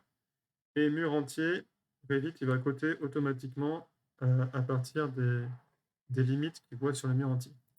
Donc là, je dessine ma cote. Voilà. Donc là, il m'a fait une cote où il fait 30 cm ici, 7,90 m et 30 cm. Donc il n'a pas coté la partie fenêtre. Donc moi, je vais lui ajouter ici. Donc je fais échappe pour sortir de l'outil de cote. Je peux sélectionner ma cote ici et je peux modifier les lignes d'attache pour venir en rajouter. Et je vais ajouter une ligne d'attache ici et une ligne d'attache ici. Et cliquer au milieu de la cote que je viens de créer pour sortir de cet outil de modification. Et donc là, on voit, il m'a rajouté 1 pour dire ça fait 1 mètre de large. Et en plus, il m'a rajouté 1,45 m qui est la hauteur de ma fenêtre. Ce que je n'avais pas sur AutoCAD. Alors ça, c'est dans les propriétés ici de cote. On peut choisir ici d'afficher la hauteur d'ouverture. Si je décoche ici, j'ai plus la hauteur. Si je coche, j'ai la hauteur d'ouverture ici. OK. Et donc, je vais continuer comme ça. Donc, je vais rajouter ici une cote mur entier, face de mur, ici. Alors, peut-être pas, du coup, je vais simplement continuer la cotation. Je vais rajouter l'ouverture parce que c'est ce qui va intéresser l'acheteur.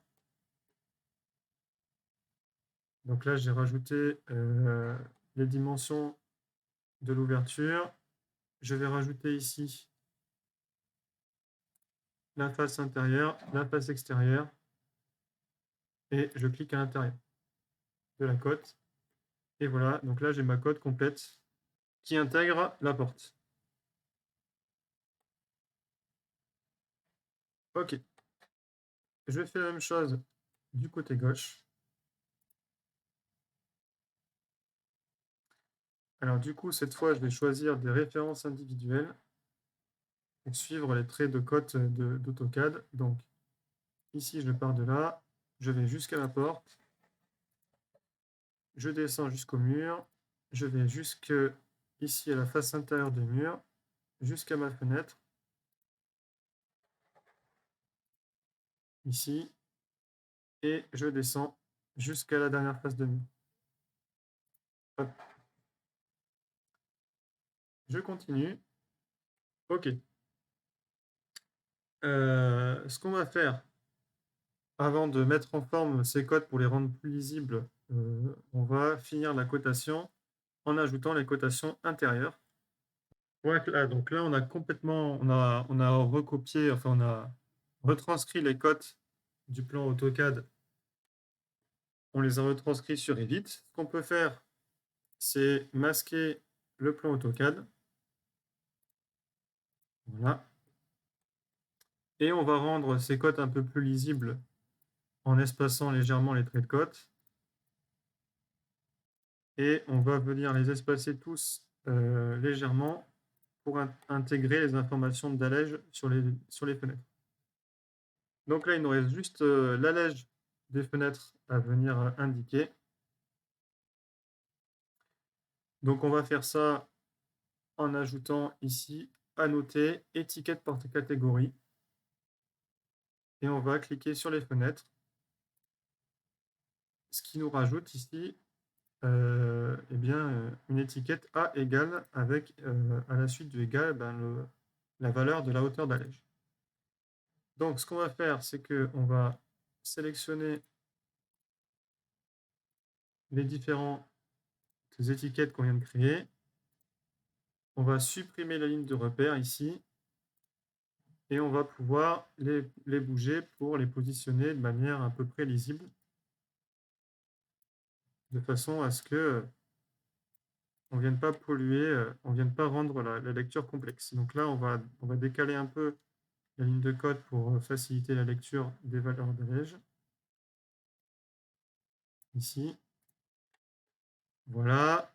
Et ici, pour ce qui est de l'allège, orientation pardon, verticale plutôt, c'est ça. Et on va la positionner comme ceci, et on va venir décaler légèrement nos traits de côte.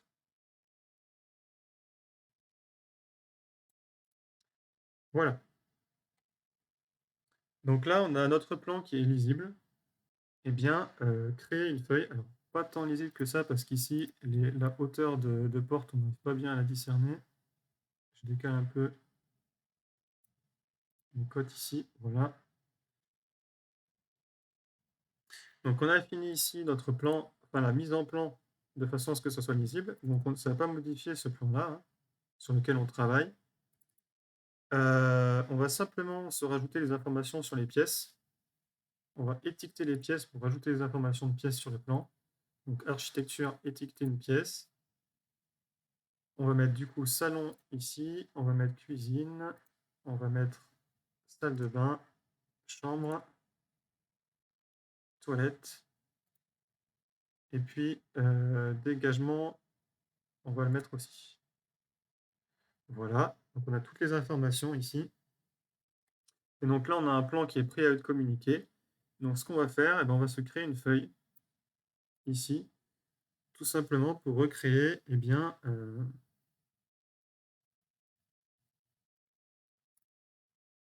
ce type de feuille-là. Donc, on va aller dans Feuille ici, Nouvelle feuille. On va choisir un cartouche, un format de feuille. Donc, on va mettre cartouche UV A4 portrait. OK. On peut appuyer sur plus ici. Et sur la feuille, ici, on va sélectionner la feuille, on va faire clic droit, ajouter la vue, et on va ajouter une vue à cette feuille. Et la vue qu'on va ajouter, eh ben, ça va être le plan d'étage sol fini feuille. Ajouter la vue à la feuille. Hop. On peut décaler un peu si on souhaite. Voilà. Donc on a l'échelle, on a le nom de la feuille. la vue, pardon. Et on peut donner un nom à la feuille si on le souhaite. Donc là, par exemple, on va l'appeler, on va regarder comme sur le projet, là, plan rez-de-chaussée.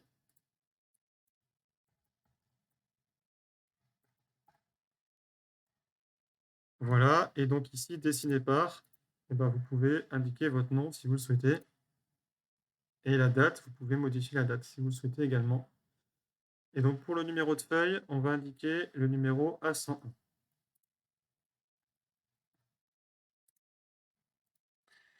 Et donc voilà, vous avez créé votre première feuille, votre plan complet à partir de la maquette 3D Revit, avec les informations sur les pièces et les différentes cotations.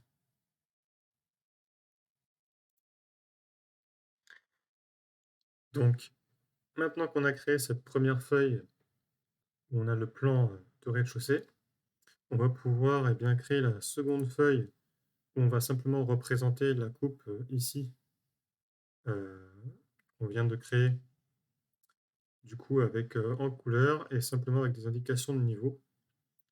On va pas créer les cotes dans ce tutoriel. Par contre, vous pouvez évidemment les créer par vous-même si vous le souhaitez pour compléter cette vue. Donc pour ce faire, eh bien, on va tout simplement créer une nouvelle vue à partir de la vue coupe 1 qu'on va placer dans la catégorie coupe de bâtiment feuille et qu'on va eh bien, on va modifier en fait à notre guise pour conserver que les éléments que l'on souhaite afficher dans la feuille. Donc on va masquer les symboles de coupe. On va masquer ici les plans de référence et on va ici ajouter des brisures aux lignes de niveau pour permettre la lecture des valeurs de niveau et du nom des niveaux. Hop, ça finit ici. Le faux plafond. Et enfin le niveau acrotère. Si on arrive à le sélectionner. Voilà.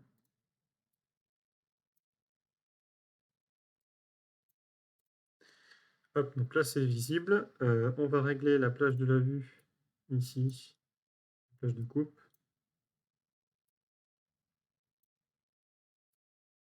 Pour inclure tous ces éléments. On va décaler ici l'affichage des niveaux proches de la façade. Et voilà. Ici, on va pouvoir aussi également décaler les lignes de niveau jusqu'ici. Ici, on va masquer, on a un élément, un trait ici qui correspond en fait au plan AutoCAD qu'on avait rajouté, donc on va pouvoir le masquer également. Et tout est bon, on va pouvoir intégrer ça dans une nouvelle feuille. Donc on va créer une nouvelle feuille. On lui demande d'enregistrer, on enregistre. Une nouvelle feuille du coup sur le cartouche A4 portrait également. On va pouvoir l'appeler du coup coupe.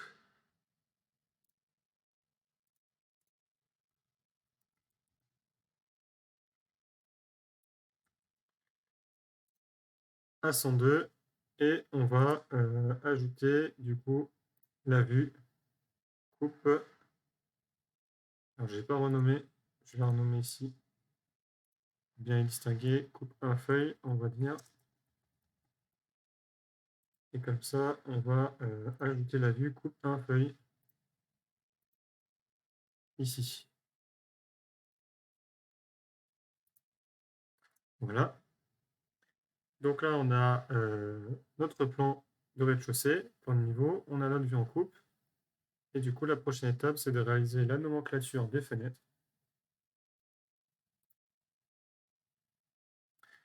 Donc du coup, ici, comme on a créé nos éléments et qu'on a des informations de bâtiment, et c'est que ce n'est pas simplement des lignes et des traits comme dans AutoCAD, eh bien, Revit, il sait quel type d'éléments on a intégré dans notre projet, et donc on peut facilement créer des nomenclatures. Donc, pour créer des nomenclatures, eh ben, on se met ici dans l'arborescence de projet sur la partie nomenclature, et on va faire clic droit, nouvelle nomenclature, quantité, ici.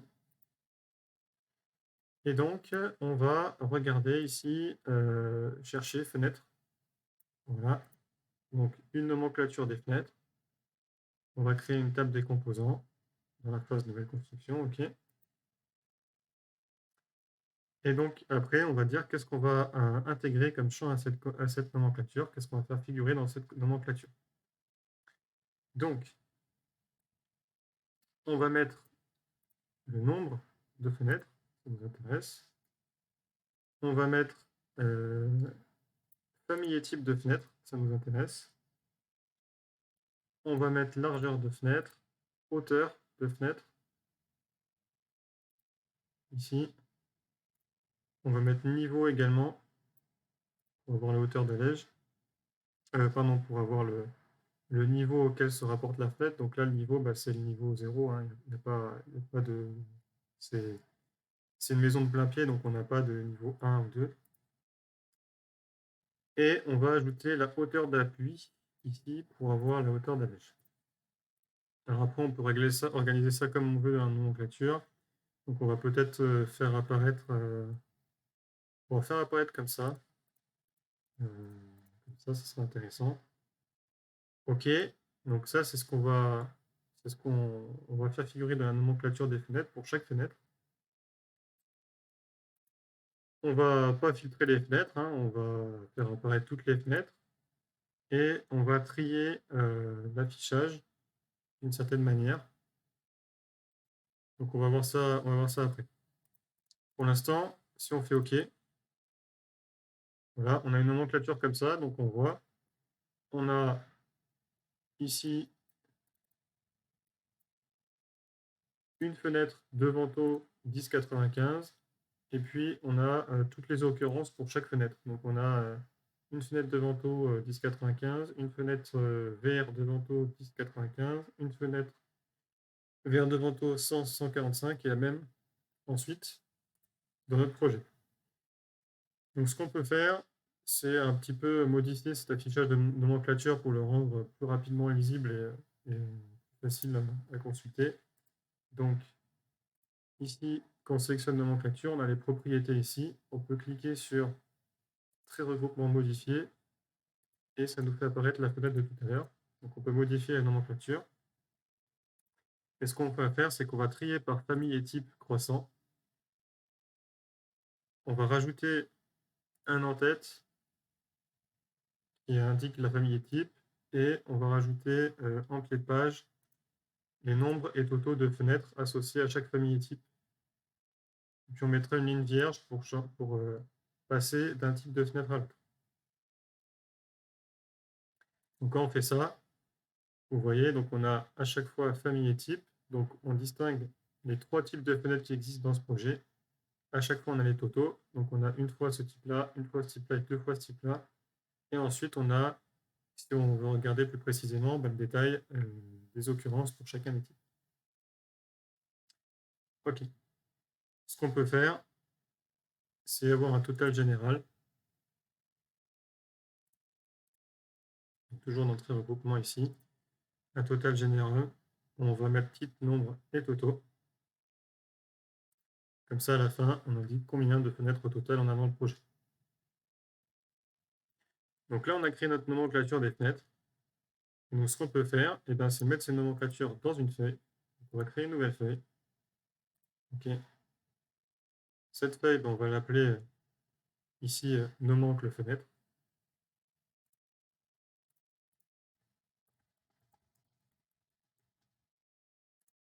OK. Et on va ajouter ici une vue. Et cette vue, ce sera la vue nomenclature des fenêtres. Voilà. Alors, ce qu'il va nous rester à faire, Eh ben, c'est un relevé de matériaux de mur. Donc pour avoir les relevés de matériaux de composition des murs et notamment effectuer, donc ça va être déjà un métré pour nos éléments de mur. Et puis ensuite, si on rajoute des informations de prix, et ben on pourra avoir un avant, un pré-devis, on va dire. C'est pas du tout un DQE, mais une première étape de devis pour commencer à chiffrer notre projet. Donc c'est toujours dans nomenclature quantité.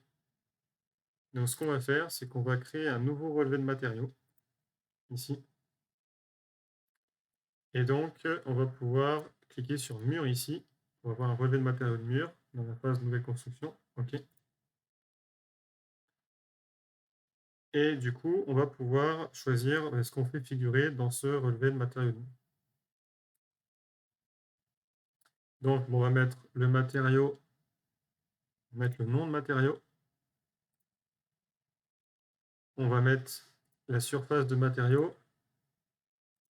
On va mettre le prix par mètre carré de matériaux. Et on va regarder, on va rajouter aussi un total pour surface en euros. Donc ça ne figure pas comme paramètre. Et en fait, total pour surface en euros, ici, eh ben, c'est la multiplication du prix par mètre carré par la surface. Donc c'est un paramètre calculé. Donc on va pouvoir ajouter comme ça des paramètres calculés. Donc ce qu'on va faire, c'est qu'on va rajouter ici, alors matériaux surface, c'est un paramètre qui n'est pas un paramètre de nombre. Donc on ne va pas pouvoir le multiplier par prix par mètre carré pour avoir un prix en mètre carré. Donc ce qu'on va faire, on va rajouter un paramètre calculé ici. On va l'appeler surface mètre carré. Et on va dire que c'est un nombre, une commune. Et on va dire en formule que c'est matériau surface divisé par 1. OK. Et ça va nous convertir notre surface en valeur numérique. Donc on peut remonter ça dans l'ordre d'affichage. Et ensuite, on va se créer un paramètre du coup qu'on va appeler total pour surface euro.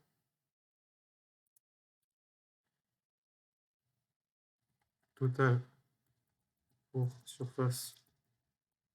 Pareil, on donne les noms qu'on veut, hein, mais c'est pour que ce soit compréhensible ici. Et on va dire que ça va être du coup surface mètre carré multiplié par matériaux pris par mètre carré. OK. OK. Du coup, ce qu'on va faire ici dans mise en forme, surface par mètre carré, on va mettre calculer les totaux ici. Et donc, si on est dans total pour surface euro, on va mettre aussi calculer les totaux. Donc, si on fait OK, voilà. Donc là, on a notre relevé de matériaux de mur, donc qui est assez illisible. Et donc, ce qu'on va pouvoir faire, eh bien, c'est comme tout à l'heure, le trier, regrouper. Donc, on va par exemple trier par matériaux non, par exemple. On va calculer des totaux généraux. Et surtout, on ne va pas détailler chaque occurrence. Voilà. Donc, si on ne détaille pas chaque occurrence, et nos groupes, en fait, eh bien, ils calculent le total pour chaque type de matériau de mur. Donc ici, on a les blocs de béton manufacturés. Ici, on a le béton coulé en place. Ici, donc ça, c'est l'échaînage, hein. Ici, on a l'enduit, l'isolant. Ici, on a la partie mur par défaut qui doit correspondre aux fondations. Et puis ici, on a les plaques de Béatrice. Donc après, on peut choisir de faire figurer ou pas les éléments qu'on souhaite. dans ce relevé de mur. Ici, le total général, en fait, finalement, c'est pas très intéressant parce que, c'est des matériaux complètement divers qu'on a. Donc ce qu'on peut faire, bah, c'est tout simplement, ici, décocher ça. On peut filtrer, par nom, par surface et cetera, si on le souhaite. Donc là, par exemple, si on veut que les matériaux qui correspondent au lot maçonnerie et pas, au lot de corps d'état secondaire, on peut dire que on va filtrer, on va pas prendre en compte les plaques BA13 et on va pas prendre en compte la maçonnerie isolant. Voilà. Donc là, on n'a que les matériaux de gros œuvres. Et donc, si ensuite on veut calculer, donc là, par contre, pour matériaux surface, on voit qu'il n'y a pas de valeur. Pourquoi? Parce qu'on n'a pas cliqué calculer les totaux pour matériaux surface, donc il ne nous affiche pas. Donc, ce qu'on peut faire, c'est ici dans tri regroupement, dans mise en forme ici, surface par mètre carré, pardon, matériaux surface, calculer les totaux. Comme ça, il nous affiche les totaux pour chaque élément. Donc là, on a un élément redondant surface en mètre carré parce que en fait, il s'agit simplement de la traduction en nombre de cette information-là. Et ici, dans la colonne D, on peut rajouter les prix, les déboursés secs en fait, par mètre carré, associés à chaque matériau. Donc ce qu'on peut faire ici, c'est d'une part cacher cette colonne,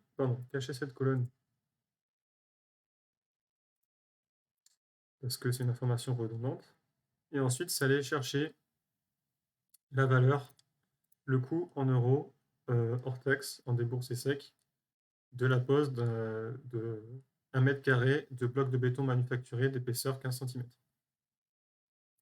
Donc pour ce faire, on peut aller ici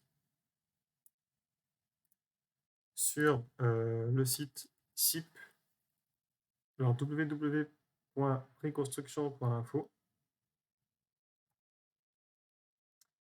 C'est une base de données qui est créée par l'entreprise CIP Ingenieros et qui comporte en fait de très nombreuses données concernant les prix de la construction.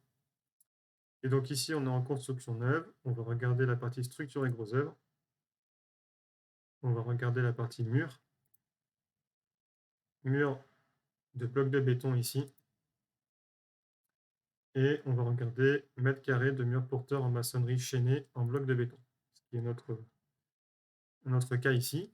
On a des blocs de béton. On va laisser les paramètres. On va simplement régler ici les dimensions pour avoir une épaisseur de 150.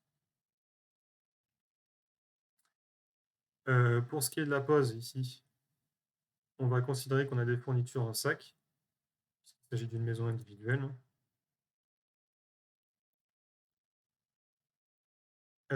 Pour les sacs de ciment.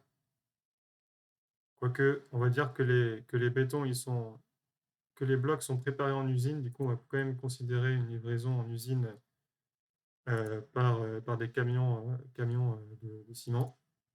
Et du coup, on regarde le prix ici. Donc là, vous avez le détail des bourses et secs. Donc vous avez le prix du matériau béton, vous avez le prix de l'eau, la quantité d'eau, vous avez quantité et prix de mortier pour 1 mètre carré de mur en bloc de béton. Vous avez le prix associé à la mélangeuse, associé aux ouvriers et compagnons pour la mise en œuvre du mètre carré de mur. Et puis vous avez un pourcentage lié aux frais de chantier, le coût d'entretien, et vous avez votre déboursé sec du coup qui est de 25,46 € ici. Donc on peut renseigner cette valeur ici, 25,46, et voilà, il nous calcule. C'est comme un Excel, hein. Il nous calcule comme ça le total du coup en euros associé à la quantité de blocs de béton manufacturés dont on a besoin pour cette maison. Donc, si ça vous amuse, vous pouvez évidemment du coup renseigner les autres prix pour les matériaux de mur, et puis vous pouvez continuer également pour tout ce qui est sol, tout ce qui est dalles, etc. Et une fois que c'est fait, ce qu'on peut faire, c'est se faire une dernière feuille ici, relevé de matériaux mur. Donc on va mettre maître et mur ici. Donc on va créer une dernière feuille ici, nouvelle feuille, A104 qu'on va appeler maître et mur, et sur laquelle on va faire figurer notre relevé de matériaux de mur. Donc clic droit, ajouter la vue, on va ajouter ici notre nomenclature relevé de matériaux de mur, ajouter la vue à la feuille, et bon. Donc là on peut régler la largeur des colonnes pour permettre une lecture un peu plus confortable. Voilà. Et donc là, on a fini nos feuilles avec les informations, on va dire, capitales, les informations qu'on souhaitait faire figurer sur le projet. Ce qu'on peut faire, c'est se faire une feuille de titre pour notre dossier de feuilles et de plans. Donc, on va se créer une nouvelle feuille ici, qu'on va appeler A100.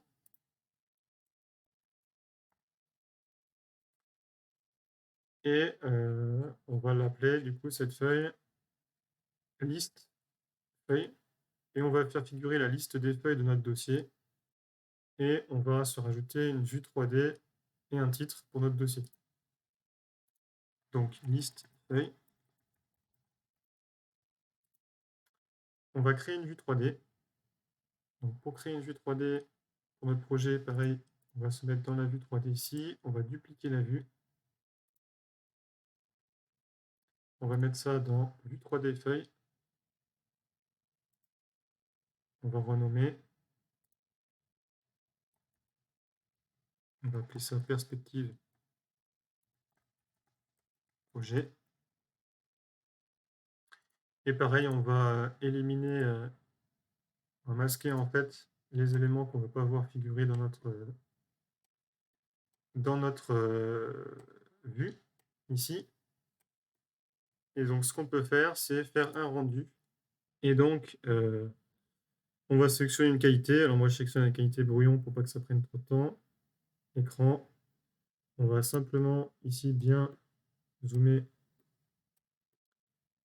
pour faire le rendu sur ici ce qu'on voit à l'écran. On va laisser comme ça et on va cliquer sur rendu ici. Donc, on voit le rendu qui se dessine petit à petit et voilà. Voilà, donc on a notre rendu. Donc, ce qu'on peut faire, c'est enregistrer dans le projet et l'appeler perspective projet. Avec ça, on a désormais une partie rendue ici avec le rendu qui s'affiche. Du coup, on peut l'intégrer dans la feuille ici, ajouter la vue, rendu, perspective projet. On va s'ajouter la vue ici. Donc elle est un peu grande, donc on peut la redimensionner en cliquant dessus. Voilà. On peut la laisser là. En sélectionnant ici l'image, on peut régler la taille du trait de vue ici. Et du coup, on va s'ajouter une liste de feuilles. Donc on va aller dans nomenclature, nouvelle liste des feuilles. On va mettre le nom de la feuille et le nombre, le numéro de la feuille ici.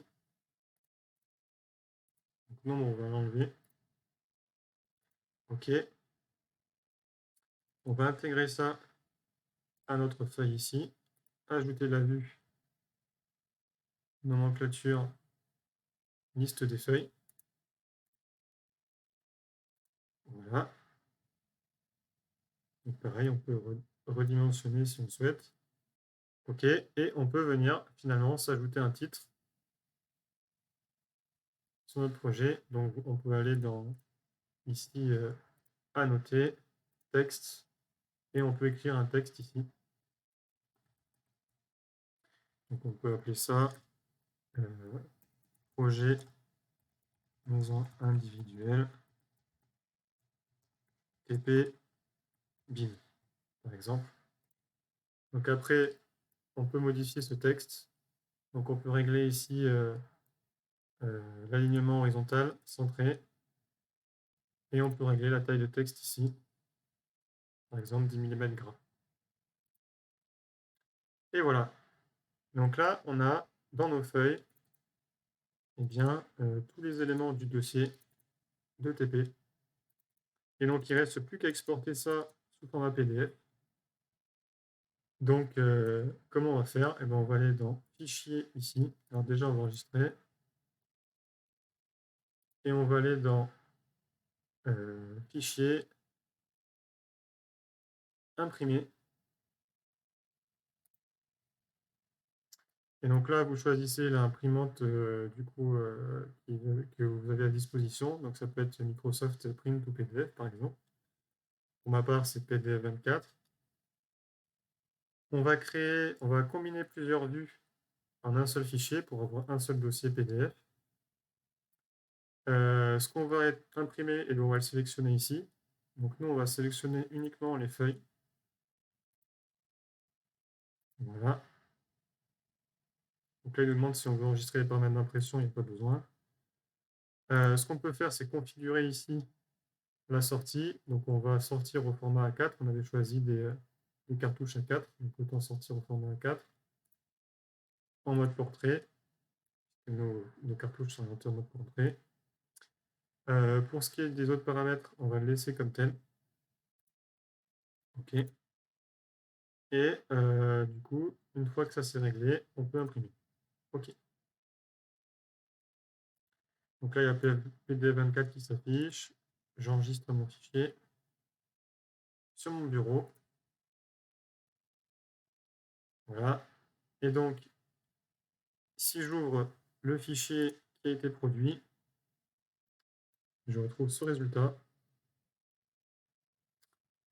Donc j'ai bien ici ma vue 3D, j'ai bien toutes mes feuilles qui ont été imprimées. Donc j'ai mon dossier qui est constitué. Donc voilà pour ce TP d'introduction à Revit. Donc à partir d'un fichier AutoCAD DWG d'un plan de niveau, on a pu réaliser du coup eh bien, une maison individuelle en 3D, donc une maquette 3D avec des informations de projet, ce qui nous a permis de réaliser finalement un dossier